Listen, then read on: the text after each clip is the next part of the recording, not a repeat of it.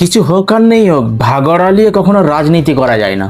তার অন্যতম কারণ হলো এটাই যে এদিকে বলছে বিরোধীটা কারা, মানে যে পাড়ায় একটা দল রয়েছে, মানে এলাকায় একটা দল রয়েছে, সেই এলাকাতে আবার একটা দল এসছে, সেটাকে বিরোধিতা বলে।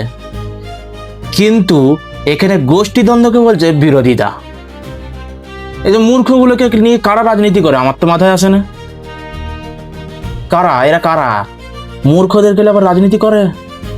হ্যাঁ, বেবকুফদেরকে নিয়ে রাজনীতি করে?